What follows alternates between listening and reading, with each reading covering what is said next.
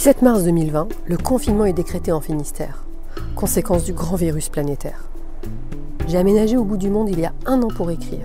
Ce printemps, si singulier, est l'occasion de me souvenir. Né sous le signe du confinement il y a 53 ans, j'ai rassemblé 60 anecdotes confinées, tantôt romantiques, tantôt volcaniques, aventureuses et malicieuses. Un podcast inédit. Balade confinée. Bonne écoute.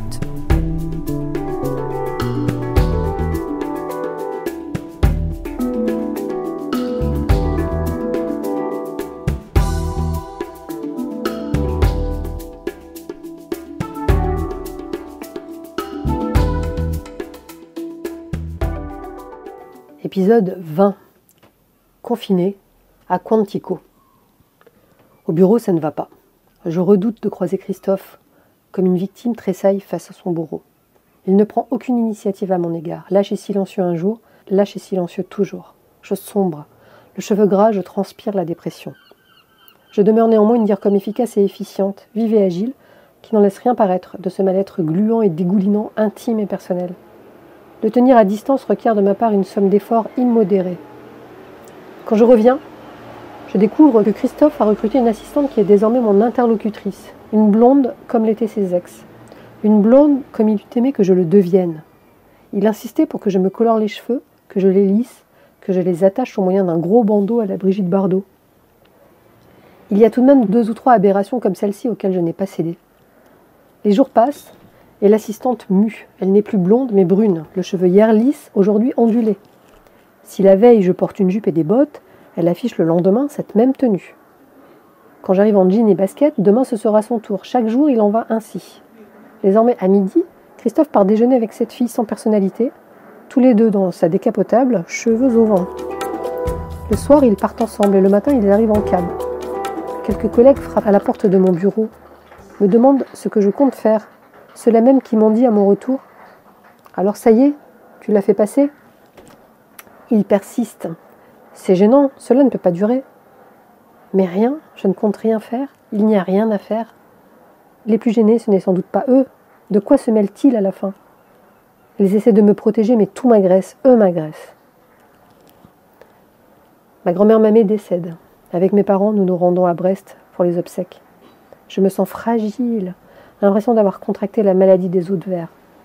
Je ne vais jamais pouvoir m'en remettre de la mort de mamie que j'aime tant. Pendant le trajet, Paris-Brest, je me fais la réflexion que les parents ne sont pas destinés à être parents, mais grands-parents. Un grand-parent et son petit enfant, il n'y a rien de plus fondateur. Un enjeu de transmission bien supérieur à ce qu'enseignent les instituteurs et les professeurs, fussent-ils les plus didactiques et intéressants.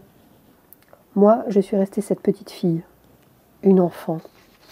C'en est trop. Je décide de poser des congés, je m'en vais aux États-Unis chez mon amie Coralie. Coralie C, devenue Madame T, et son époux Jimmy, qui habite et travaille à Washington. Un séjour fantastique. Coralie et Jimmy rivalisent d'imagination pour égayer mon esprit, me redonner le sourire, un sourire durable, raviver mes couleurs. Ils se montrent si présents, si discrètement présents, si subtilement présents. Seul, je visite les musées de la capitale néoclassique des États-Unis. Le soir, je les attends dans l'appartement américain spacieux de leur résidence, où le sous-sol abrite une buanderie et une conciergerie, comme dans le thriller de Barbet Schroeder. Jeune fille partagerait appartement. J'observe mon amie, si petite et si blonde, tout apprêtée, douce en apparence, qui dépose son arme et sa plaque FBI d'un geste puissant. Elle l'enlève de sa ceinture telle Calamity Jane et me rassure. Tous les 3, nous visitons New York, Long Island, où nous sommes hébergés chez les parents de Jimmy et où nous bénéficions de petits déjeuners gargantuesques. Georgetown, les Twin Towers, le Crystal Building, le préféré de Coralie, tellement cinématographique. L'Empire State Building, si fashion, où l'ascenseur nous élève en quelques secondes à peine au sommet du 103e étage. Le Rockefeller Center, mythique. La Statue de la Liberté, un tour de Manhattan en barge sur l'Hudson River. Nous ignorons bien sûr que les Twin Towers, l'année suivante, n'existeront plus. Un parcours touristique quasi obligatoire au cœur de la Grande Pomme. L'avantage de découvrir les States avec des cops, c'est qu'ils ont des privilèges à nul autre pareil. Le FBI et leur bureau me laissent de marbre, administratif. Le Capitole et le Pentagone, spectaculaires, de véritables fourmilières. L'impression d'être plongé en plein cœur d'une série télé. De Quantico, je garde le souvenir le plus impérissable. L'université des Federal Agents. Ville fantôme, cachée en pleine forêt, dans laquelle les flics se forment, s'entraînent au stand de tir, imaginent des jeux de rôle et des cas de figure extrêmes dans des espaces reconstitués comme des décors de cinéma. Ils sont alternativement flics, voyous, victimes. C'est curieux. J'ai sans cesse conduit ma vie entre martyr, commissaire et bandit. Mon répertoire est rempli de ce mélange peu orthodoxe. J'ai même réussi à faire entrer des flics, des journalistes et un prêtre en prison pour aider des voyous à adapter pour le cinéma l'histoire d'un double infanticide dont j'avais été victime collatérale et écrit un roman. Coralie, Jimmy et moi, nous dînons avec leurs amis. Nous brunchons en terrasse, déambulons, parcourons les magasins les plus excentriques de la 5e avenue. On s'invite chez Tiffany's, où Coralie avait offert à toutes ses demoiselles d'honneur, à l'occasion de son mariage, un splendide bracelet en argent. On fait du shopping dans les malls. On achète une panoplie de vêtements Ralph Lauren. J'achète une panoplie de vêtements Ralph Lauren, carrément possédée. Coralie a beau me raisonner, ce n'est pas toi, laisse tomber cette influence néfaste. Mais c'est irrépressible, plus fort que moi. Pendant ce séjour, je ne suis pas concernée par mes chanteurs et écrivains favoris, Patti Smith, Dylan, Cohen, ceux du mouvement Beat, et je le regrette. Je n'ai pas vu le Chelsea Hotel, ni d'autres lieux iconiques, ni le pont de Brooklyn, où nous n'allons pas. Plus tard, cependant, j'ai écrit un roman où je situe le héros à Brooklyn, sans avoir jamais visité le quartier des hipsters. J'avais pourtant l'impression de le connaître comme ma poche. Je garde un merveilleux souvenir de cette parenthèse bienvenue, de l'accueil de mes amis. Ce que je retiens, c'est cette incroyable capacité d'émerveillement renouvelable à l'infini qui transcende tout. Au retour, le taxi me dépose devant la grille de mon appartement. Boulogne-Nord est sombre et figée. La résidence se dévoile froide et sinistre, exposée sans soleil, en face des arbres touffus du bois, là où se prélassent les rats puants et les putes exsangues. Je me demande comment je vais réussir à payer seul ce loyer disproportionné à présent. Comment vont se dérouler nos retrouvailles, à Christophe et à moi, au bureau et ici. Je monte les quelques marches, pousse la porte vitrée de la résidence. La gardienne m'a vu arriver.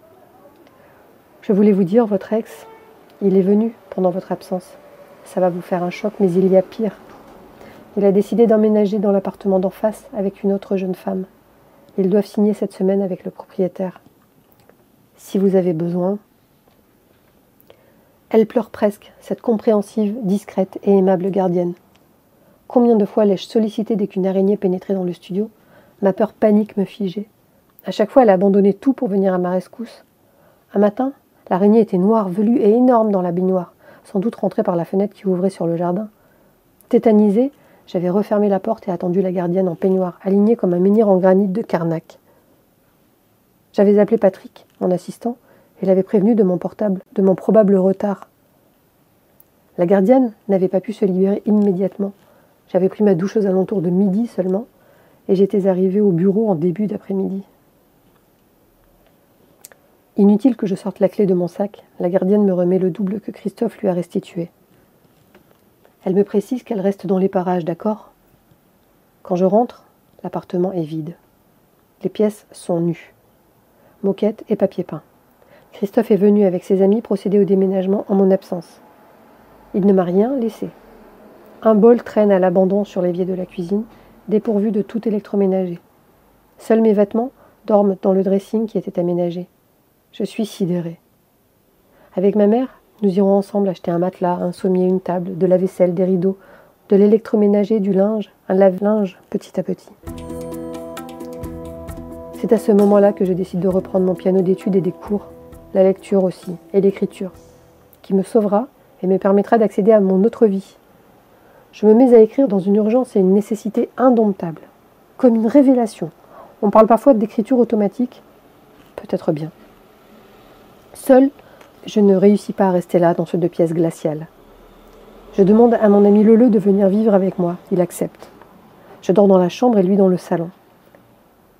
Je me souviens de l'odeur du lait chaud le matin, moi qui déteste le lait, comme je déteste le chocolat, des odeurs si fortes, sirupeuses et écœurantes. Et de la musique à tue-tête. Un DJ à la maison, ça me fait du bien. À Leleu s'ajoute Armel de passage. Je ne peux que remonter la pente, n'est-ce pas? Comme Catherine, entre Jules et Jim. Au bureau, j'inspire profondément avant d'affronter Christophe et son assistante redevenue blonde. Calme en apparence, volcanique à l'intérieur. Il doit quitter l'entreprise, ça suffit. Il n'est pas spécialement apprécié, je sais que je suis plus forte que lui, et il ne me fait presque plus peur ni mal. Je n'éprouve ni pitié, ni colère, ni presque rien. Pas encore de l'indifférence. Le reste de Vindicte, je le déposerai dans le roman que je suis en train d'écrire, un thriller. Son assistante ne reste pas, lui donne sa démission longtemps après. Il ne m'épargne rien, même s'il n'a jamais signé pour l'appartement en face du mien, d'une autre. Je vais pouvoir me réapproprier mon identité, ma force de caractère. Je vais reprendre possession de moi-même, me reconquérir. Ce n'est pas la première fois, n'est-ce pas? Et je n'ai pas le choix. Le chantier professionnel à venir nécessite que je sois disponible à 100%. Sompost s'apprête à déposer le bilan. Quel avenir pour les collaborateurs? C'est bientôt l'an 2000. Les médias parlent de bug, le bug de l'an 2000. Un train en cache toujours un autre, ça n'en finira jamais.